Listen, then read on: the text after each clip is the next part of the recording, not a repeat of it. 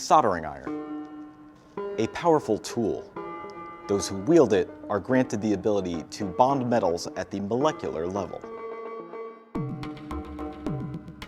Building electronics is all about making connections, and solder makes excellent electrical connections. And if you're thinking that it's too complicated or time-consuming or dangerous, well, let's just get this out of the way.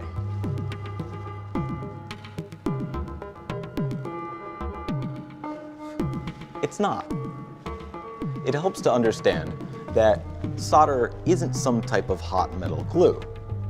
No, solder actually fuses to each surface, and the magic ingredient that makes that fusing happen is heat. And of course, that's where the iron comes into play. A good quality iron will ensure that we can supply enough heat to each solderable surface. And using a tip of the appropriate shape and size will ensure that we deliver the right amount of heat to our solder joint. For through-hole parts like these, a flat screwdriver tip works well. If we were soldering very small surface mount components, we could use a fine point tip. And if we were soldering a very large joint, we could use a thick hoof tip with a wide contact area for delivering more heat. Before using a new tip, be sure to tin it by applying a bit of solder. And to keep the tip clean, simply drag it through a bit of brass mesh or slightly damp sponge after each use. Just make sure that the sponge isn't dripping wet. To heat both the component lead and copper pad evenly, place the tip right at the joint where they meet. To avoid overheating, don't apply heat for longer than 2 seconds. Any more, and you can damage some components or even the board. So we get in, apply solder, and get out. All nice and quick-like. A fume extractor can quickly remove the resulting wisps of smoke. Now, about that apply solder part. Notice I first touch the solder to the iron and then bring it down and around the component lead. This causes the solder to quickly melt, so I can smoothly paint the rest of the joint in place in one fluid motion. After pulling the solder lead away, I remove the iron and allow the connection to quickly cool undisturbed. We can tell we have a good solder joint when the surface appears smooth and shiny, with slightly concave slopes on either side. It all has a sort of fluid characteristic to it. Quite lovely. If the surface appears rough and bulging excessively, we may have what's called a cold solder joint. These occur when solder hasn't fully fused to each surface, making the electrical connection unreliable. Cold solders can be caused by a lack of heat distribution, some motion during soldering, or a coating on the metal surfaces. Oxidation, which can be seen here as dark spots, prevents solder from fusing with the copper surface. Thankfully, solder contains a special ingredient called flux, which you can see here at the core of the solder lead. Flux removes oxidation, leaving the surface clean and ready to fuse to the solder alloy itself. When given the option, choose a solder which contains no clean flux, as water wash flux requires an additional hand cleaning step afterwards to remove it. It's also important to choose the right temperature for your iron. If using lead-based solder, set your iron to about 650 degrees Fahrenheit. For lead-free solder, somewhere around 750 degrees is fine. Soldering with lead-based solder is easier than lead-free, but lead-free is more common these days. The benefits of good soldering are pretty obvious. Sturdy, reliable connections that last and won't be disturbed by a bit of dirt, dust, or repetitive movement. And speaking of repetitive movement, let's see if this thing works, shall we?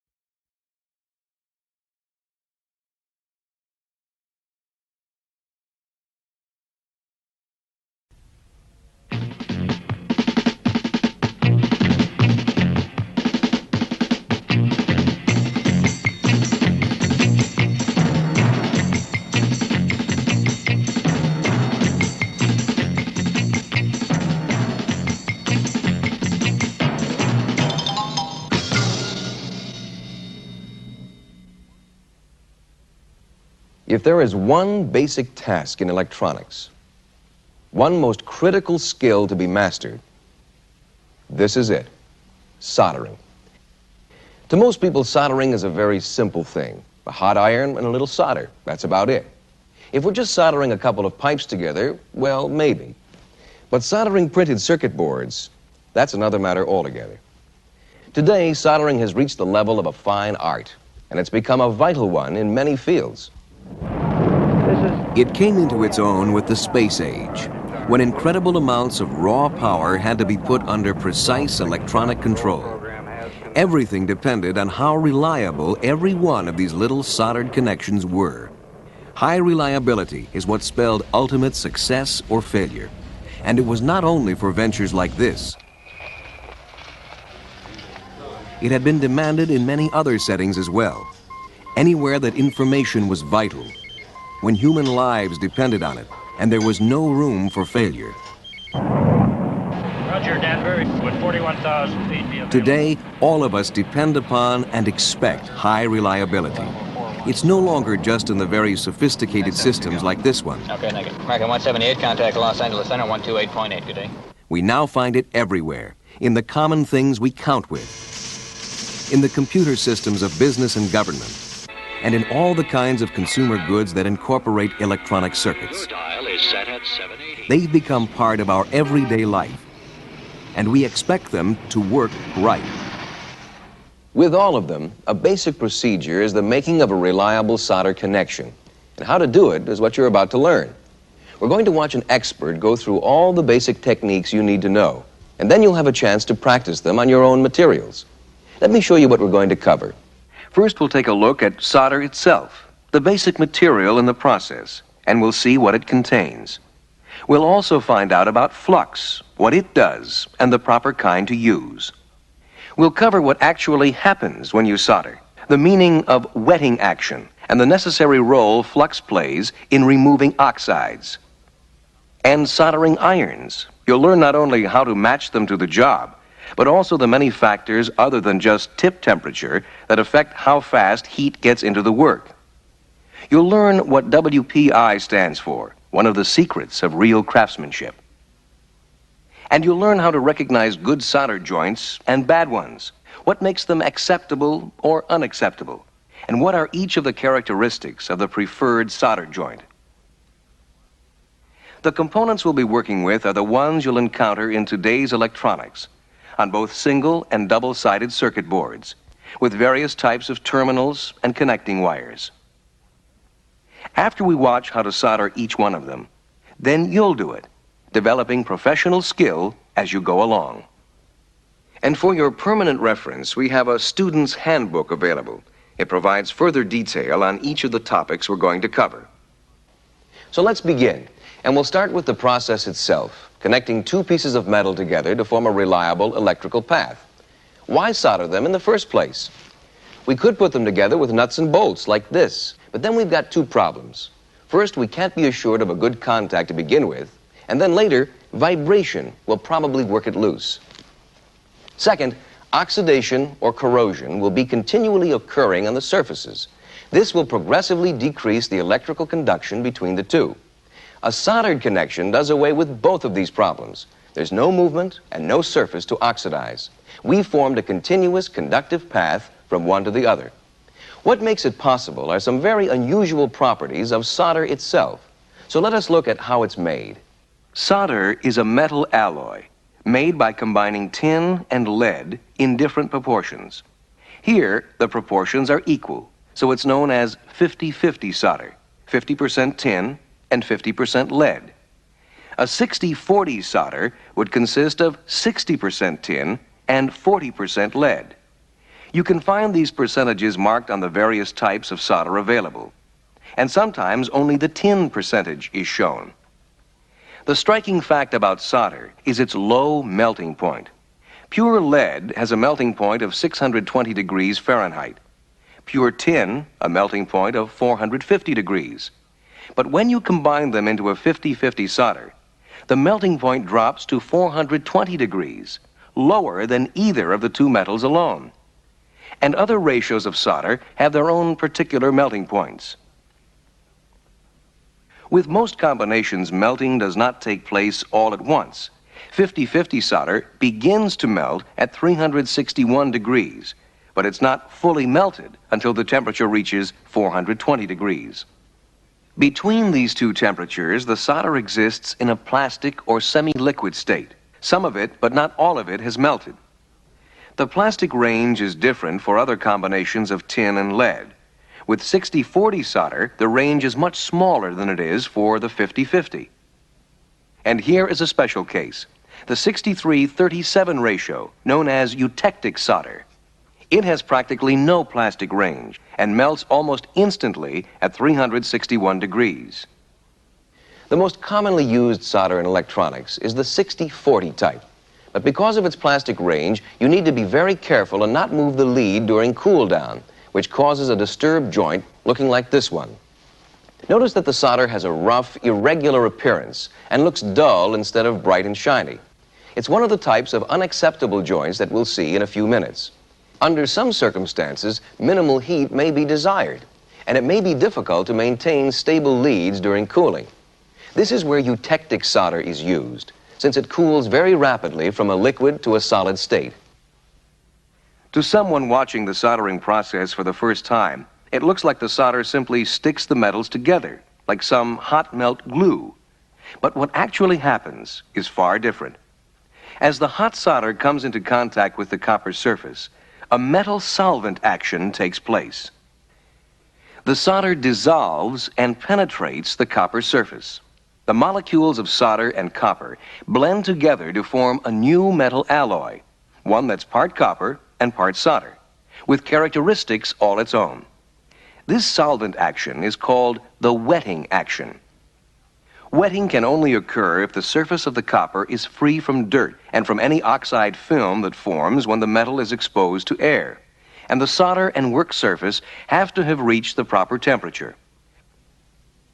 This copper plate looks clean, but there is a thin film of oxide covering it.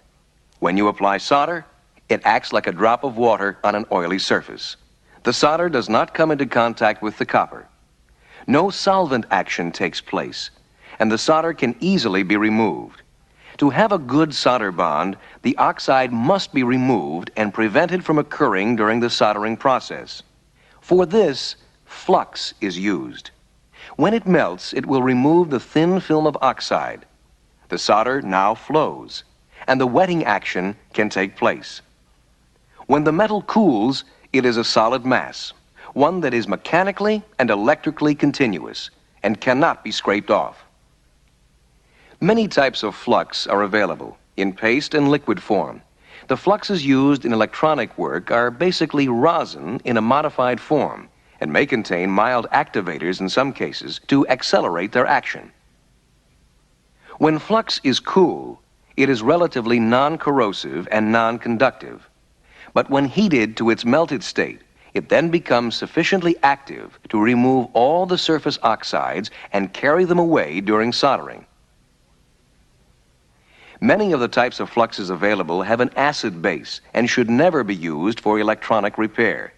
They remain corrosive at all temperatures. Fluxes containing zinc chloride are acid fluxes and should not be used. These fluxes are excellent for their intended use, but they have not been designed for use in electronics. Acid core solders are also available and should not be used in electronic work. Rosin fluxes, although they're relatively non-corrosive when cool, should still be removed with a solvent after soldering. This prevents their sticky surfaces from collecting dirt and moisture. Combinations of solder and flux are in wide use today. They're available in a variety of solder sizes and percentage of flux, and they have the advantage of automatically controlling the ratio of flux to solder. The concepts we've just covered are very important and are fully presented in your handbook. At this time, your instructor will review the material with you, present particular specifications, standards, and practices of your organization, and have you note them in your handbook for a permanent record.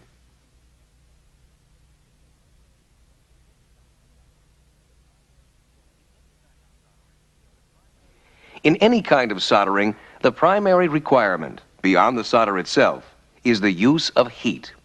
You can apply heat in a number of ways, but here we're concerned mainly with just one of them, the conductive type of soldering iron. These irons come in a variety of sizes and shapes, and you need to choose the right one for the job at hand. If we took an inside look at the basic iron, we'd see that there are three main elements: a resistance heating unit, the heater block, which acts as a heat reservoir, and the tip or bit for transferring heat to the work. In the basic iron, the input voltage is fixed and constant, so the resulting tip temperature depends on the capacity of the heating unit and on the mass of the tip and block. More elaborate irons incorporate ways to vary the temperature of the tip. In this type, the operator can increase or decrease the voltage across the heater and consequently vary the tip temperature level. Another type of iron incorporates a temperature-controlled magnetic switch inside the block. The switch is activated by a small magnet. As the magnet is attracted to the heater block, it closes the switch and the iron heats up. At a predetermined temperature, the magnet loses its magnetic properties and the switch springs open. Then, as the iron loses heat, the cycle repeats, resulting in a set maximum tip temperature. Still another variation is this type of iron. A temperature sensor has been built within the block. The operator sets the desired temperature, and then through a closed-loop feedback system, the power to the resistance heater is turned off and on to maintain the tip at the desired temperature. There are many arguments for and against each of these types of irons, but controlling tip temperature is not the real problem. The real problem is controlling the heat cycle of the work. How fast the work gets hot, how hot it gets, and how long it stays there. This is affected by so many other factors that in reality, tip temperature is not that critical at all. The first factor to consider is the relative thermal mass of the joint. Let's start with a single pad on a single-sided board. There's relatively little mass here, so the pad heats up quickly. If we now move to a double-sided board with a pad on both sides of the hole, we have twice the mass we started with. Then, if we make the hole a plated through one, we'd have an even greater mass. And that's before the component lead goes in. Lead mass can vary quite a bit. Some leads are much bigger than others. And that's not all we have to consider at any particular joint. Suppose we mount a turret terminal here. Again, the mass greatly increases. And now we add one wire or two. The mass is greater still. Each joint, then, has its own thermal mass. And how this combined mass compares with the mass of the iron tip determines the temperature rise of the work. In this situation, we have a large work mass and a small iron tip. Temperature rise will be slow. If we reverse the situation, putting a large iron tip on a small work mass, then temperature rise of the work is more rapid, even though the temperature of the tip is the same. We could go a step further and consider the capacity of the iron itself, its ability to sustain a given flow of heat. Let's look again at the basic iron. Irons are essentially instruments for generating and storing heat, and the reservoir is made up of both the block and the tip. The tip is removable and comes in various sizes and shapes. It's the pipeline for heat flowing into the work. For small work, a necked-down tip is used so that only a small flow of heat occurs. For large work, a large tip is used, providing greater flow. The reservoir is replenished by the heating element, but when an iron with a large tip is used to heat massive work, then the reservoir may lose heat faster than it can be replenished. This is where the size of the reservoir comes in. A large heating block can sustain a large outflow longer than a small one can. Another way to increase the iron's capacity is to add more heating element, and in that way increase the wattage of the iron. These two factors, block size and wattage, determine the iron's recovery rate. So if the job requires a lot of heat, you need not only the right temperature, but also the right size tip, an iron with a large enough capacity, and one that can recover fast enough. Relative thermal mass, then, is a major consideration for controlling the heat cycle of the work. A second factor is the surface condition. If the pads and leads are covered with oxides and other contaminants, they create a barrier to the flow of heat. Then, even though the iron tip is the right size and temperature, it may not be able to put enough heat into the joint to melt the solder. The tinned iron tip can be kept clean by wiping it on a wire brush before each use, and then shocking off the remaining oxides on a wet sponge. The work is always wiped clean before soldering, with a solvent such as trichloroethane or isopropyl alcohol to remove any grease or oil. Remember that you can't create a good solder joint on a dirty surface. After surface condition, there's a third factor to consider: thermal linkage, the area of contact between the iron tip and the work. Let's look at the situation in cross-section with the iron tip touching a round lead. The actual contact occurs only at this point, so the linkage area is very small, not much more than a straight line along the lead. We can improve things a great deal by putting a small amount of solder right here. Now the linkage area looks more like this, and heat flow will be much faster from the iron tip. So now we've seen that there are more things than just the temperature of the iron tip that affect how quickly the joint is going to heat up. It's become a complex control problem with a number of variables to it, each influencing the other. And what makes it so critical is time. The general rule is, for high reliability soldering, apply heat for no more than 2 seconds. Any longer than this, and you'll begin to damage the board. With all these factors, the soldering process appears too complex to accurately control in so short a time. But there is a simple solution to it all, and the secret is right here. WPI, Workpiece Indicator. When you know how to use workpiece indicators, you know one of the secrets of craftsmanship. Put simply, workpiece indicators are the way the work talks back to you, the way it tells you what effect you're having, and how to control it so you accomplish what you want. Sound is the workpiece indicator on this job. More often, workpiece indicators are visual ones. And sometimes you may use the sense of touch. In any kind of work, you become part of a closed loop system. It begins when you take some action on the workpiece. Then the workpiece reacts to what you did. You sense the change and then modify your action to accomplish the result. It's here in the sensing of the change, by sight, sound, or touch, where the workpiece indicators come in. For soldering and desoldering, a primary workpiece indicator is heat rate recognition, observing how fast heat is flowing. A tip like this is too big and too hot for the work. The heating rate is so fast, you can't control it. This tip is too small for the work. What you see is a mush kind of melt. The heating rate is too slow. When the right tip size and temperature are used, then the heating rate is correct. Heat rate recognition, then, is our workpiece indicator for high reliability soldering. It makes a complicated problem of control very simple. Just watch and see how long it takes the solder to melt at the joint. It should melt within 2 seconds. If it takes any longer than that, you're increasing your chances of damaging the board. Board damage comes mainly from heat. But it's not only the heat that does it. It's heat combined with pressure. Let's look at a model of a circuit board and pad. When a hot iron tip is applied with a light touch, there's no damage. And it can be done repeatedly. But now, if pressure is also applied, this is what happens on the surface. The reason why can be shown on a graph. As the materials are brought up to solder melt temperatures, 80% of the bond strength between pad and board may be lost. In practice, remember to use a light touch. No more pressure than you'd get from the weight of a pencil balanced on its point. Push down on it like this, and you may lose the pad.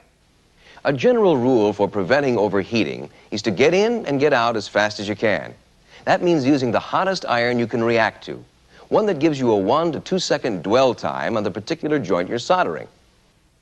In the next part of the program, we're going to take up turret terminals and begin to apply what we now know about high reliability soldering.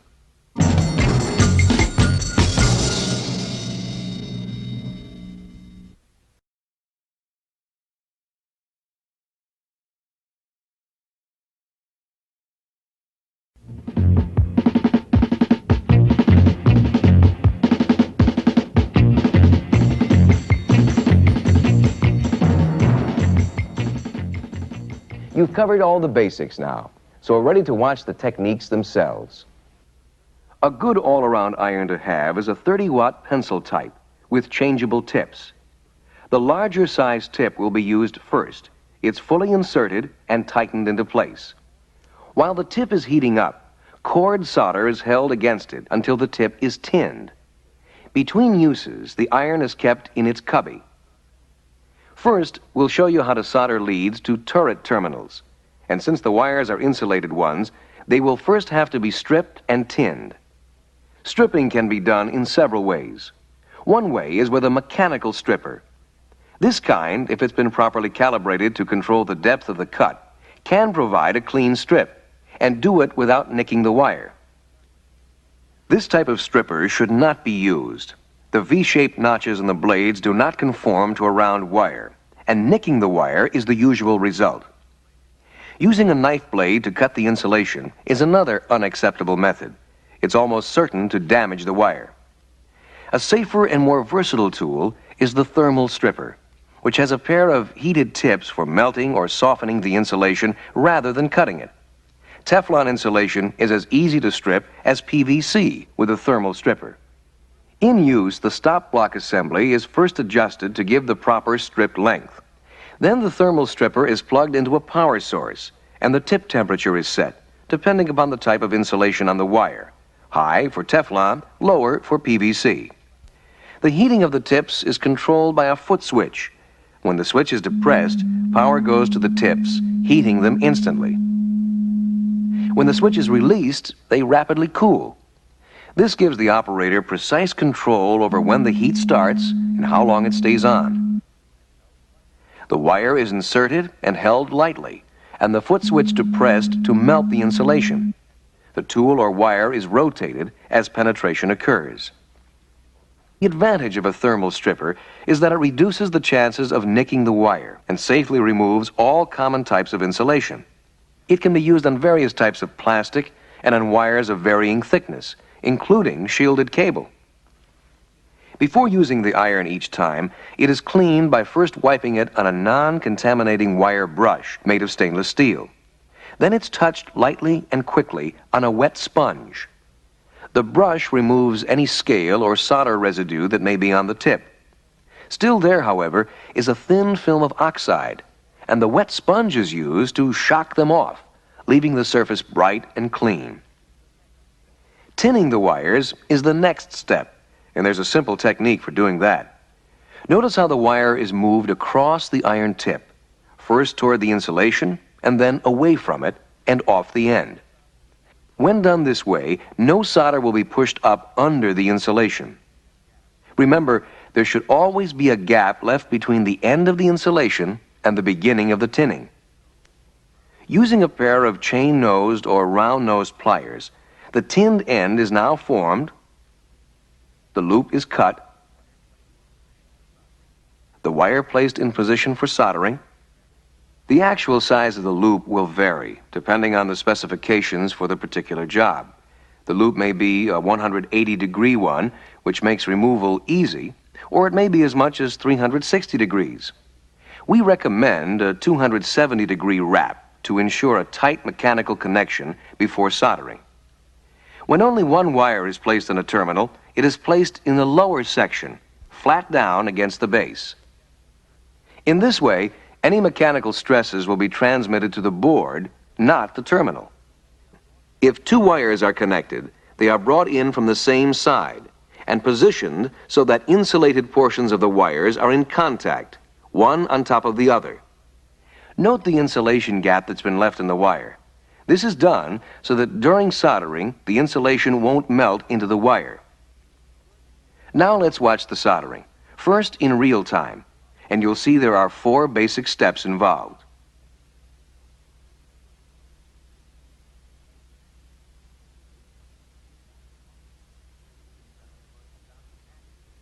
This time we're going to stop the action at each step. This is the first one, putting the iron at the point of maximum thermal mass. Here is step number 2.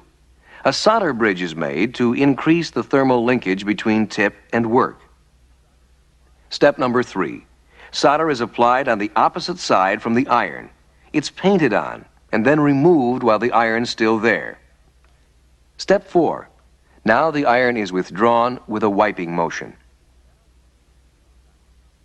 Now we see it in real time again, and with just the right amount of solder going on.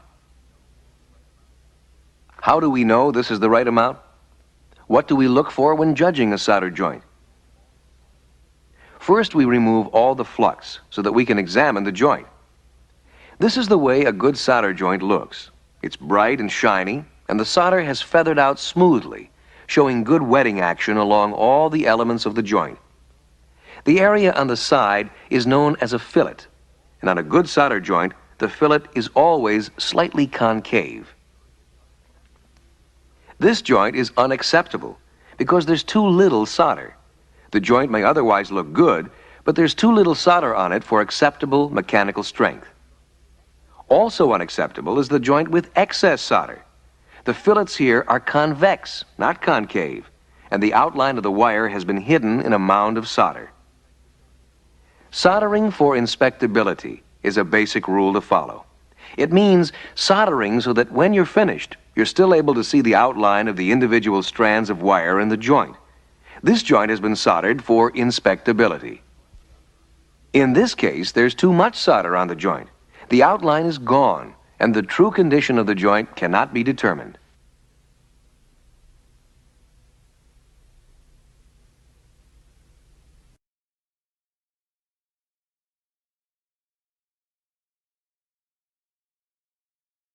Hi, I'm Joel with Sparkfun Electronics. In past soldering videos, we've shown you how to make a perfect solder joint and gone over the general guidelines for soldering.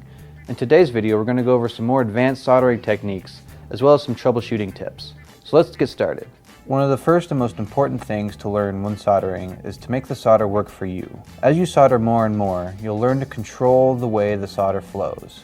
With this, we're just going to create a simple solder blob. You'll learn how it behaves and how it reacts to certain heat and movement. You can see how the iron controls the solder as it pulls it and cuts and divides in this blob form. When you heat it up, it's a nice smooth metallic surface. As it cools, you'll see it turn to more of a chrome surface. Another factor that'll help you improve your soldering skills is learning to use different tips for different applications. In the center is the conical tip. It is by far one of the most versatile and useful tips. On the left we have the bevel tip, which is flat on either side. The flatness allows you to get into tight crevices, much like a fine-tipped conical tip.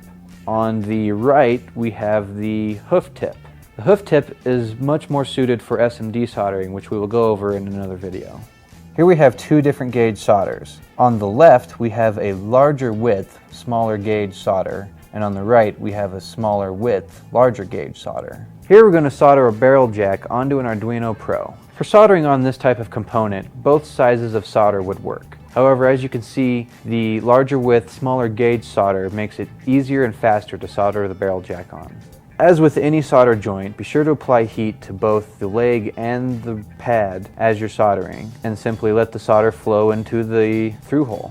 Here we have two LED boards that we want to connect together. Rather than use stripped wires or clipped leads to make the soldering connections, we're just going to use solder. First, we're going to apply little dabs of solder to each of the through holes. Then we're going to slowly build each one up with more solder progressively. Once the two sides are of equal height, we can now start to bridge the solder over with the iron. The trick here is using heat. As it cools, the solder will tend to form more to the shapes that you desire. However, if it gets too hot, it will want to form to its natural shape of a simple blob or a cylinder down in the through hole. With the first one finished, we bridge the second two. With the second two finished, we have our connection made with nothing but solder. As you're soldering, you'll notice that the tip of your iron will begin to oxidize. This will become more apparent as the solder will not want to adhere to your tip as much as it was. It will also become dull in color. Tip tinner is a chemical paste that rejuvenates your soldering iron tip. Lightly submerge the end of your wand into the tinner. With a quick brush on the brass sponge, your iron tip is good as new.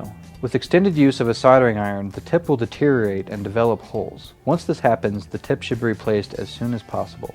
Here we have two wires that we want to solder together. In order to make this process even simpler, especially with lead-free solder, we are going to apply some flux. Flux is a chemical compound that comes in a liquid form. As we were soldering our solder blob, you may have saw a liquid residue left over. That was the flux core coming out of the solder. We also have what we call the flux and touch method. So I'm going to apply some solder to the tip of my iron and simply touch it to that connection. The flux pulls the solder in and around the two joints that we wanted to connect and gives us a nice solid solder connection. Flux can also come in handy when soldering through-hole components. Ground pins are particularly stubborn because they sink more heat than the rest of them because the heat is drawn into the ground plane within the PCB.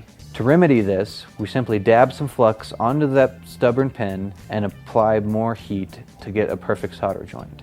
Here we have an Arduino shield. We're going to take our headers and place them to where they're going to be soldered. When soldering multiple components in at the same time, it's easier to use some sort of platform to help you flip the board over with all of the components in place. One of the most important parts of this is to always tack down one pin of whatever component it is you're soldering first. This allows you some flexibility to straighten and level parts before you solder them. And for components with polarity, it gives you a second chance to double check that the component has been placed in the board correctly. Here we see one of the headers is slightly askew. To fix that, heat the one corner you tacked down, use your free hand to move the header into the correct position, remove the iron and let it cool. Once all of the headers are aligned correctly, finish soldering the rest of the headers onto the board.